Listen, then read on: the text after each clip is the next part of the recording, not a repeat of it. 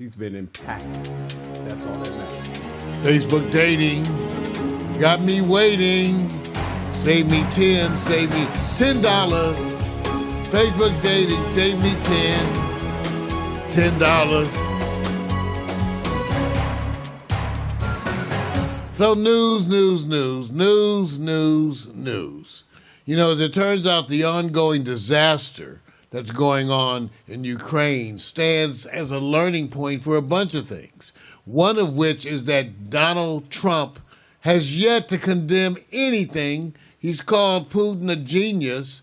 And so this stands to be another one of those issues that may further divide America and certainly hopefully divides the GOP because someone needs to deal with this. Okay? Are you a Putin supporter or not? Are you a traitor to America by supporting America's greatest enemy or not? People aren't throwing those kinds of words around, but they need to be thrown around.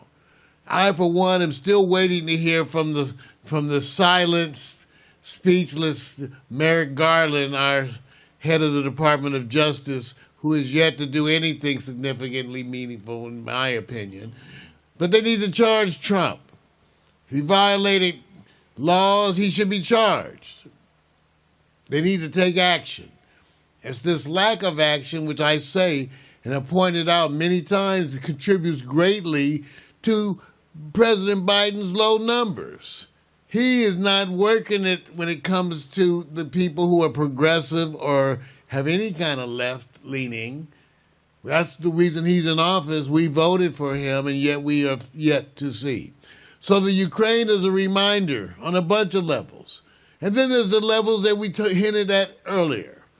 The levels of racism that have been exposed. What is all that about? Are they really turning down people at the borders? And even one of the journalists who was over there said, before I came here, I reported on the Russian incursions and the stuff that went on in Syria.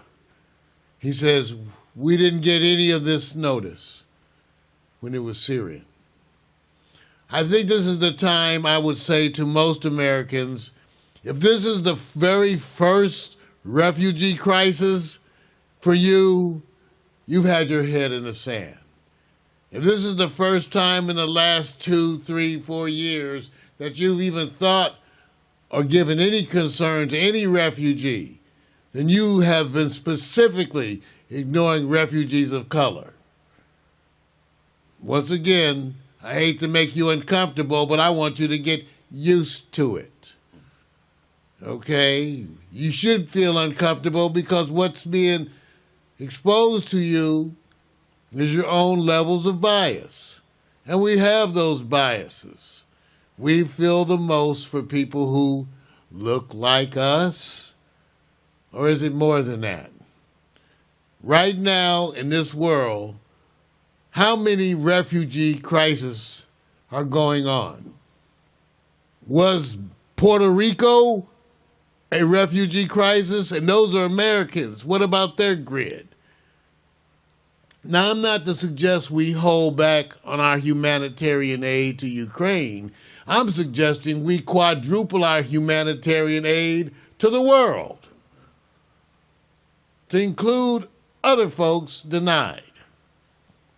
That's what I'm suggesting. And I'm also suggesting that we remind Americans that this is not the first humanitarian crisis. Indeed, it's not the only one that's occurring right now. You just had Americans suffering in Texas with power shortages, freezing, floods. You have Americans who suffered all over this country who do not know where their next support is coming. How many people are facing homelessness? And how many people are already homeless in America? Is that a refugee crisis for us? Maybe we are being sensitized. Like I said, if the Ukraine crisis is the first time in 2 or 3 years that you've seen anything going on, you've had your head in the sand. I want to give a quick shout out, man. Thank you for that, Mario. Quick shout out. Marcia Hubbard, yes, we'll give you a shout out about Queen's Kitchen, great Belizean food. Marcia is always having what they call moments of inspiration. And I said, look, let me go in and recognize, because you are part of the old man's hour. Where's the restaurant at? That information you got to provide. Marcia, you got to provide that in the chat. Okay? See? It's local, right? Okay, but I can't say anymore. It's up to you. Put it in the chat. I just gave you the shout. Ladies and gentlemen, we want to thank you for tuning in. That's been the good news, the bad news, and the other shit.